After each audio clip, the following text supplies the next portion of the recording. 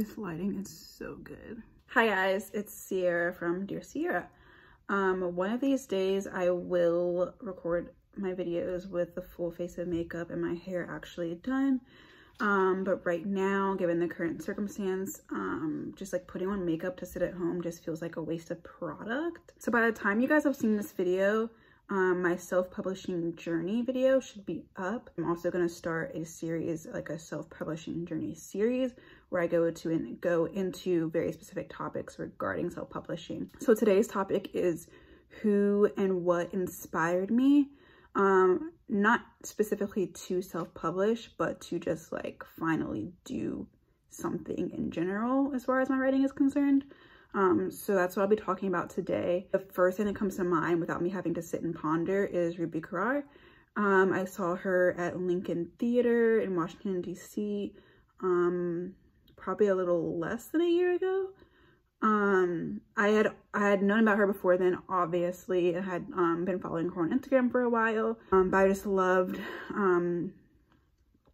her come up story and her work ethic. So I went, and that night like blew me away, brought me back. I won't say like it changed my life, because I already knew before that night like what I wanted to do, what I loved, what my passion was.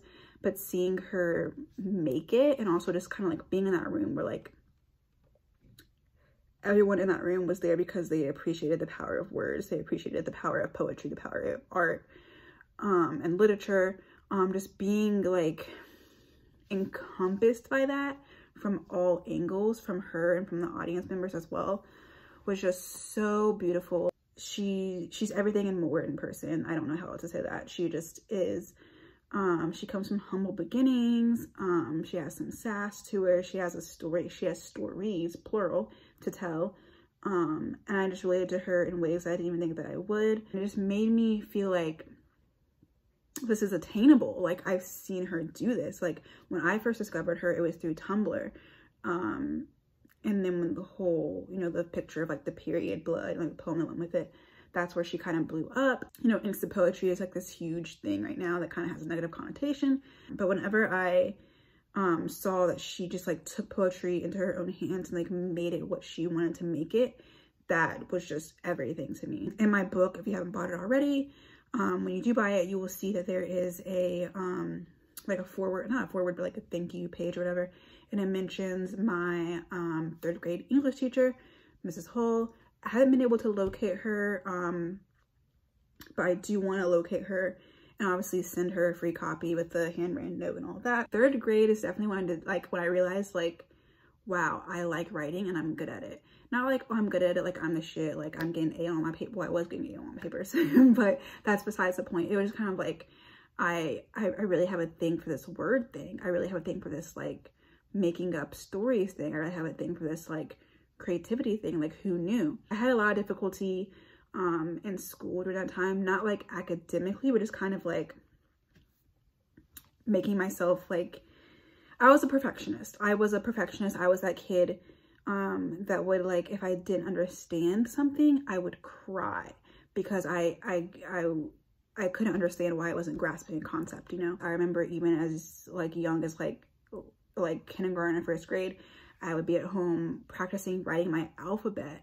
And I remember practicing my alphabet, like tracing the letters and then writing it without the tracing pages, and the letters coming out not perfectly like symmetrical, not perfectly pretty, whatever. And I would erase it over and over and over again. And then I would cry, like openly cry, because I couldn't get it written perfectly. Like that's the kid that I was.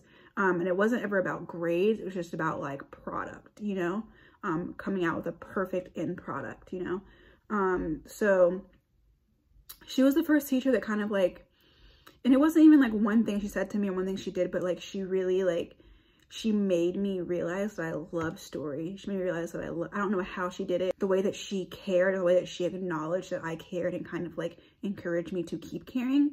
And she just like, she was a great, whenever we would like have story time and she would read the books, she would, just the way she would tell the stories, like it just inspired me, like, oh, I want to write a story like that. I want to like hear her read it. Just her I don't know what it was. I wish I could tell you like the things that she would say to me like word for word verbatim, but I don't remember it. But it was just something about her. And I just remember 3rd grade, discovering my love for writing, for reading, for literature. And I just remember her being there and her just like feeding it and cultivating it, you know? I owe her literally everything, because since 3rd grade, I have not stopped writing. I have not stopped chasing this passion. I have not stopped declaring myself a writer like since then. And it really is, that's all it takes sometimes, you know? What else inspired me was kind of just like personal things. I don't know if I want to talk about this on camera, actually. Basically, like, I had like a pause in a situation that I was in, and like during that pause, I kind of realized, hey, like, I have that time that I spent in this situation, coming out of it, I have nothing to show for it. Like, I didn't learn anything. I didn't like produce anything like tangible. I didn't, like, you know, like from the outside looking in, it looks like I didn't like grow at all, you know, from this time. I kind of like lost my voice in that situation. And then it wasn't until I came out of it that I realized like I wasn't bringing anything to the table. So then I kind of said, like, you know what? No, F that. I do have things to say. I do have a higher passion. I am a I didn't want to be like, okay, like the past 5 years, all I have to show is that I'm working a 9-to-5 job. Like, no, I want to show that like I am a poet. I am a creative. I do have a passion and a vision for myself. That's probably very vague to all of you guys, but that's fine. That kind of like drove me to be like, I'm making my website today. I'm buying the domain name today. I'm going to start planning to write a book today. I'm going to make social media and have a rollout and have people, I'm going to gain followers. I'm going to post my work for free, post my poems for free, get people like and get people interested, and make a genuine community for myself. And then when the time is right, I'm going to put all my poems together in a book and I'm going to put it out. And that's just kind of how it happened for me. I think growing up in a small town helped as well, which is something that I've come to realize a lot more recently, because I'm surrounded by a lot of people that grew up in an area that I didn't grow up in. I live like in the DC, DMV metropolitan area now, but that's not where I grew up. So I'm realizing that a lot of people that I interact with on a day-to-day basis have a different mentality than me as far as like making money and jobs and life in general. I think that growing up in a small town kind of taught me that like money, I don't say money isn't everything, because money definitely can change everything. But I would say that like money is not worth being miserable, and money is not worth like throwing away what you're actually good at, throwing away your talent or your passion or whatever. Obviously there's exceptions to every statement or every rule, but what I mean in a general sense is that like I love writing. I could never stop writing, could never give it up completely. If I don't become a millionaire off of being a writer, then that's not going to change the fact that I'm going to keep doing it. I grew up in a time, as far as like generationally and also like location wise, geographically, where it's like, if you want to chase your dream, chase it. Like, if you want to be a farmer and be the best freaking farmer in Augusta County, then be the best freaking farmer in Augusta County, because that's your dream.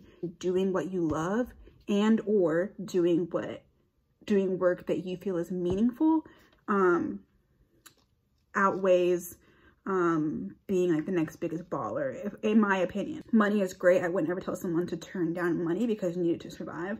And the more money you have, the more comfortable your life will be. I can't argue that at all. Like, if I had twice as much money as I have right now, a lot of my problems would disappear automatically. So let's not even front about that. I think at the end of the day, it really does come down to who you are and what you're doing. You only get one life. Do I want to live a life and have all this money but have never accomplished my personal goal? Hopefully you know what I mean, because I feel like I'm repeating myself now. I went to poetry camps when I was younger. It was kind of just like a thing, like, oh, it's something to do during the summer. It was free. I think it was free. It was Furious Flower Poetry Camp at JMU, for those that are wondering. I think there's still a thing. I'm not quite sure. One day when I'm like famous and big shot, I'd love to like go back there and like volunteer or whatever, or pay me. That would be even better. But yeah, I spent quite a few summers there, I think. at least through like late elementary school and middle school. Shout out to Sammy Lamas. Me and her are still friends, and I met her at the poetry camp like a long time ago. Hey girl. At the time I kind of felt like, okay, like I always kind of like had this conflicting thing where I love poetry, but if you sit me down and ask me, hey, write a poem about this, or like, hey, like you're at this workshop for 2 hours, write poetry, practice poetry, study poetry, I was resistant to that. Like I felt like if I love something so much that it comes naturally to me and that I naturally have a desire to do it on my own time, please don't exploit it by like making me produce it like I'm in a factory or something. I enjoyed it in doses. But shout out to Nikki Giovanni, a dope Black woman poet that's been doing it since I think before I was born. Time also inspired me. I mean, my age inspired me. My relationship inspired me. I could go on and on. This deserves to be shared, or this should be shared, or someone would enjoy me sharing this, or this could help someone. And if it makes you feel less alone, if it makes you feel like someone out there relates to me, it makes you feel like I'm not the only person that feels this way, it makes you feel like someone took that feeling that I have and put it into words, then mission accomplished. Ian S. Thomas, I love him. I mean, he is just so unique. I don't even know if you would call him a poet. He is just on another level with it, you know? So he is just like, he's on my Mount Rushmore for sure. Maybe I'll make a video about that. That'll be fun. I felt like it was time. I felt like if I don't do it now, I'm not gonna do it. And like I said, you only get one life. I feel like this is something that I was meant to do. It comes so naturally to me that it's like stupid crazy. So I couldn't, like, not doing it would be a disservice to myself. Like I wouldn't be able to function if I didn't incorporate this into my life in some way, you know? Everyone comes to their own like self-realization on their own time. Mine happened to be now, which I'm grateful for. I would love to have figured this out now at age 23, 24, rather than like age 60. I hope that one day I can inspire someone else, you know? Even if it's just from this video, even if it's not with writing, you don't have to be a writer, but if me telling you, find what you love now rather than 20 years from now, if that sparks a fire in you, then mission accomplished.